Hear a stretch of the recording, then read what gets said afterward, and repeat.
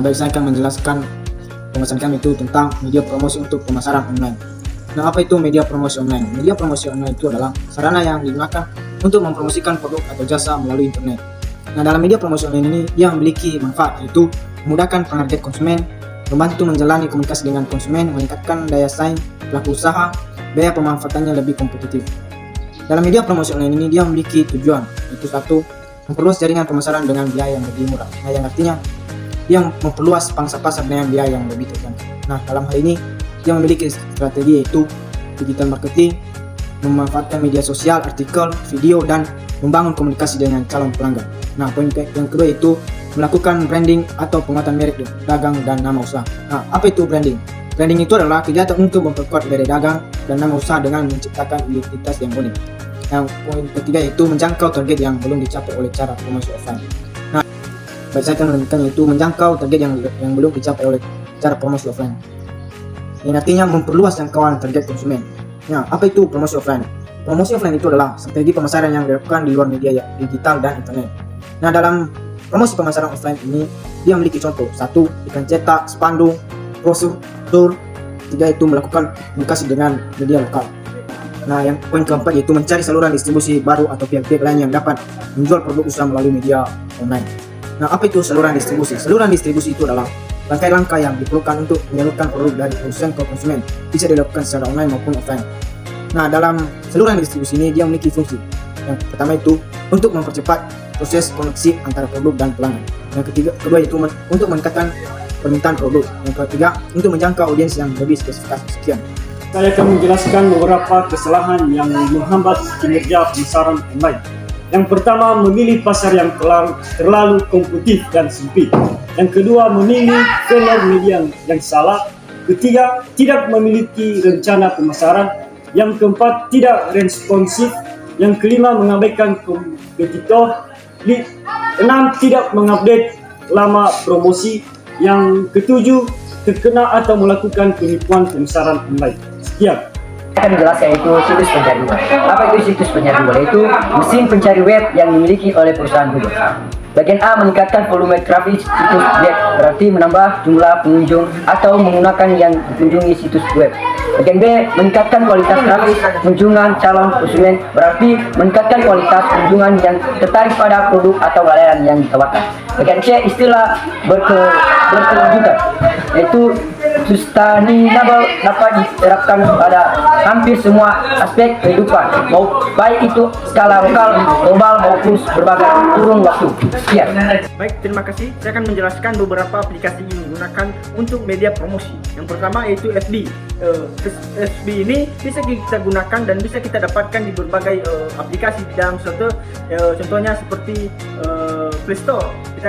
Kita bisa mendownload aplikasi tersebut dengan melalui Google Play Store. Seterusnya, dalam pembuatan akun Facebook ini atau FB ini sangat mudah. Di antaranya kita bisa mengkaitkan nomor HP kita agar kita bisa bergabung dengan Facebook tersebut. Seterusnya, di dalam Facebook itu kita bisa berbagi foto, video, dan berinteraksi antara lain dengan sesama kita pengguna Facebook. Dan kita bisa menggunakan aplikasi tersebut untuk mempromosikan suatu barang atau jasa. Seterusnya, yang kedua yaitu Twitter. Twitter ini sama halnya dengan Facebook, namun Twitter ini lebih berfokus kepada pesan yang sangat terbatas. Di antara lain itu 140 lebih kbps-nya untuk mengirimkan file atau suatu deskripsi yang berbentuk seperti surat. Seterusnya, WhatsApp atau sering bisa kita lihat yaitu WA. WA ini juga sangat mudah untuk didapatkan, antara lain kita bisa mendownloadnya di aplikasi Google Play Store. Seterusnya, dalam pembuatan akun WhatsApp ini kita harus memiliki yang namanya nomor telepon atau SIM, kartu SIM. Seterusnya, ketika kita menghubungkan atau ingin bergabung dengan WhatsApp, maka kita harus menggunakan nomor handphone tersebut untuk bergabung dengan WhatsApp tersebut. Seterusnya, di dalam WhatsApp kita bisa berkomunikasi kepada sesama kita agar kita bisa saling berinteraksi dan mengetahui produk-produk di dalam sebuah aplikasi atau produk jasa yang telah dikirimkan. Seterusnya Instagram ini sama halnya dengan FB dan sangat berkaitan dengan FB, dikarenakan ketika kita mempunyai akun FB, maka kita bisa menggunakan akun FB tersebut untuk bergabung dengan Instagram. Seterusnya dalam Instagram ini kita bisa memvideokan atau mengirim video, file, memposting foto agar kita bisa berkomunikasi dan pengguna lainnya bisa berinteraksi dan melihat apa yang telah kita posting atau yang telah kita share di aplikasi tersebut. Dan sekian, terima kasih. Halo teman-teman, perkenalkan nama saya Firman Setiabule. Nah, hari ini saya akan menjelaskan yang namanya media promosi online. Nah, apa yang dimaksud dengan media promosi online ini adalah media promosi online ini suatu aktivitas untuk memperkenalkan suatu barang, produk, dan jasa. Nah, tentunya sebelum kita memiliki namanya suatu produk, kita harus memiliki namanya media sosial. Nah, apa itu media sosial? Nah, media sosial ini adalah sarana berkomunikasi untuk bertukar pendapat, saling berbagi informasi, ide, gagasan, pemikiran, dan lain sebagainya. Nah, di media sosial ini juga teman-teman, kita dapat mempromosikan suatu barang atau jasa kepada semua orang. Nah, sebelum kita mempromosikan, ada beberapa aplikasi yang harus kita punya untuk menjual barang atau produk yang kita promosikan kepada orang lain. Nah, teman-teman, contohnya kita ambil seperti aplikasi YouTube, Facebook, Twitter, WA, Instagram, Telegram, dan aplikasi yang lain. Ambil satu contoh seperti YouTube. Nah, apa itu YouTube? Nah, itu adalah satu media sosial yang sangat terpopuler di seluruh dunia. Baik itu membuat konten, video, berbagi informasi, dan saling bertukar pendapat, dan dapat juga mempromosikan suatu produk atau jasa kepada semua orang.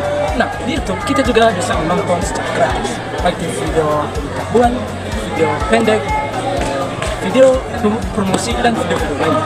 Nah, ada juga yang perlu kita ketahui di YouTube ini sebelum membagikan sebuah video atau mempromosikan suatu video. Kita harus mengetahui yang namanya YouTube video. Nah, apa itu YouTube video, teman-teman? YouTube video adalah suatu video yang telah diunggah oleh pengguna dan membagikannya di YouTube untuk mempromosikan suatu barang atau produk. Yang kedua, channel YouTube. Nah, channel YouTube mungkin kita mengenal yang namanya channel YouTube. Tanpa channel kita tidak bisa membagikan suatu video atau mempromosikan suatu barang. Yang ketiga, YouTube advertising. Nah, YouTube advertising ini suatu periklan yang ada di YouTube yang dibagikan oleh pengguna. Nah, ini sering ditemukan di iklan merek dari usaha kita yang akan kita perlukan. Hai teman-teman, di sini saya akan menjelaskan topik yang akan saya bawakan pada hari ini. Sebelum saya menjelaskan materi yang saya bawakan, saya akan menyapa dan memperkenalkan diri saya. Selamat pagi semuanya, salam kenal. Semoga kita bisa berkomunikasi dengan baik. Nama saya Jerni. Baik teman-teman, saya akan menjelaskan materi saya tentang blog dan website. Nah, perlu kita ketahui, blog dan website ini punya perbedaan, yaitu kita harus tahu apa itu blog dan harus tahu juga cara membuat blog. Dan perbedaan website ini, kita juga harus perlu tahu apa itu website dan cara membuat website. Nah, saya akan menjelaskan satu persatu. Diawali dengan blog. Nah, penjelasan dari blog ini itu adalah perlu kita ketahui, blog ini sangatlah familiar. Namun, tidak semua orang tahu apa itu pengertian blog. Nah, pengertian blog ini dapat kita ketahui yang merupakan media online yang umumnya yang berisi konten berupa artikel, foto maupun video. Nah, blog ini juga berfokus pada satu bidang, tentu saja harus misalnya keuangan, teknologi, gaya hidup, atau lain sebagainya. Konten blog biasanya diupdate secara berkala sehingga para pengunjung bisa menikmati konten di blog yang mereka akses. Nah, perlu juga kita ketahui, blog dibuat dengan tujuan yang spesifik, yaitu menjaring trafik, menjangkau target audiens yang relevan. Nah, blog juga bisa menjadi wadah bagi individu untuk menuangkan kreativitas atau pengalaman yang ingin mereka bagikan. Oke teman-teman, di sini juga kita harus ketahui cara membuat blog yang tentunya ada beberapa langkah yang harus kita ketahui, yaitu tentukan need dari blog yang akan kamu kelola, yang artinya kamu harus membuat konten tentang teknologi dan fokus kepada misalnya tentang teknologi atau gaya hidup.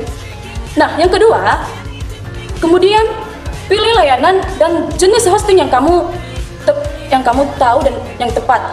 Yang ketiga, pasang WordPress. Dan yang keempat, lakukan pengaturan konfigurasi WordPress mulai dari kategori, halaman, hingga bagian komentar. Yang kelima, jangan lupa untuk memasang tema yang sesuai dengan nick yang kamu pilih dan posting tema sesuai tema yang kamu bawakan.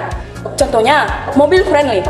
Yang keenam, mulai buat konten blog sesuai dengan nick yang sudah dipilih di awal. Dan yang ketujuh, install beberapa plugin yang kamu perlukan seperti plugin yang akan membantu memaksimalkan upaya tersebut.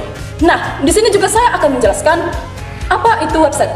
Nah, website ini sebenarnya sering kita temui terutama saat kita melalui pencarian di Google atau mesin pencarian lainnya. Nah, kita juga harus bisa menyimpulkan bahwa website itu gabungan dari beberapa halaman web dengan nama domain yang sama, yang nantinya bisa diakses oleh siapa saja. Nah, di sini juga terdapat website umumnya mengandung informasi detail dan konten yang luas, bahkan tidak sedikit yang memiliki fitur blog. Untuk bisa membuat website tentunya kita harus memiliki nama domain. Nah, pemilihan domain ini juga harus disertai dengan hosting yang tepat. Dengan begitu, website bisa berjalan dengan cepat, sehingga pengunjung tidak perlu menghabiskan waktu untuk menunggu satu halaman web tersebut. Nah, di sini juga kita harus tahu cara membuat website, yaitu pastikan sudah memiliki pilihan jenis website yang disesuaikan dengan tujuan.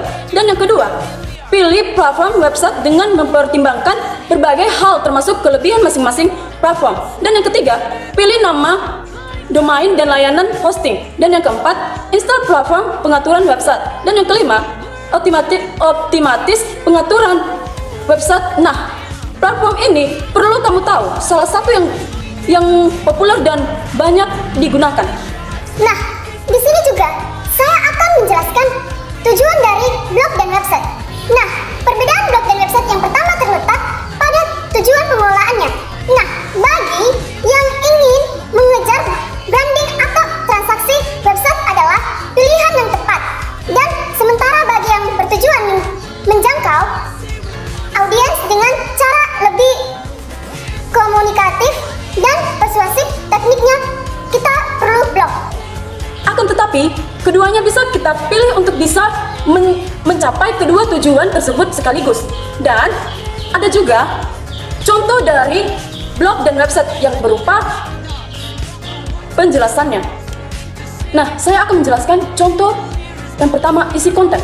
Nah, isi konten ini perlu kita ketahui mengonfirmasi yang tersedia di media atau produk elektronik. Nah, konten ini dapat kita bagikan melalui berbagai media sosial seperti media sosial Facebook, Instagram, Twitter, TikTok, dan YouTube. Nah, konten ini juga bisa dibedakan berdasarkan tujuannya seperti konten informatif yaitu konten yang perlu bertujuan untuk menginformasikan sesuai review yaitu ulasan produk, barang atau jasa. Konten interaksi yaitu konten yang bertujuan untuk berinteraksi dengan pengguna. Nah, saya juga akan menjelaskan bahasa konten. Nah, bahasa konten ini berasal dari bahasa Inggris yaitu concern, yang berarti isi atau kandungan. Nah, kita juga perlu tahu bahasa konten ini kita juga dapat memperhatikan cara kita menyapa, berbicara dengan sopan, dengan tidak melanggar peraturan yang ada di sosial media. Dan juga gaya bahasa yang kita harus gunakan sesuai dengan target atau audiens dan topik yang kita bawakan. Nah, saya akan menjelaskan coding. Nah, coding ini dapat kita simpulkan kegiatan menulis kode program atau program komputer. Nah, coding ini juga dapat dilakukan untuk membuat perangkat lunak, aplikasi, website, dan game. Salah satu penjelasan dari coding itu contohnya cara manusia berkomunikasi dengan komputer. Dan terakhir, yang akan saya jelaskan kesimpulannya yaitu dengan kita mengetahui perbedaan blog dan website, tentunya kita bisa memutuskan mana pilihan yang tepat sesuai tujuan dan kebutuhan yang kita kita ketahui dan kita dapatkan dari blog dan website ini. Nah, sekian dari saya dan terima kasih. Melanjutkan menjelaskan itu bagian D, daftar konten. Nah, dalam sebuah daftar konten harus ada yang namanya sebuah blog memiliki daftar postingan. Bagiannya itu membagi. Nah, dalam membagi ini, dalam sebuah website menjelaskan isi dasar situs web, menginformasi kepada pengunjung tentang jenis produk yang ditawarkan.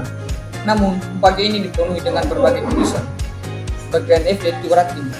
Rating adalah banyaknya pengunjung dan pembaca yang mengunjungi blog. Jumlah pembaca menentukan peringkat blog. Bagian G itu waktu. Dalam blog, perkiraan waktu memposting artikel atau tulisan. Bagian H itu interaksi pengguna. Nah, interaksi pengguna ini adalah pengunjung untuk memberikan komentar, menyukai dan membagi postingan. Bagian I itu search engine. Nah, search ini yaitu setiap kali pengguna mencari menggunakan mesin pencari tertentu. Blog akan lebih banyak mesin pencari dibandingkan dengan website. Terima kasih. Baik, saya akan menjelaskan tentang marketplace. Marketplace ini berarti sebuah pasar di jagat internet. Jadi marketplace ini dapat diartikan sebagai tempat untuk berjualan dan membeli secara online. Jadi marketplace ini ada beberapa yang banyak diminati. Antaranya yaitu Bukalapak, Tokopedia, Shopee, Lazada, dan Blibli.com. Ada juga beberapa kelebihan dari berpromosi dan menjual di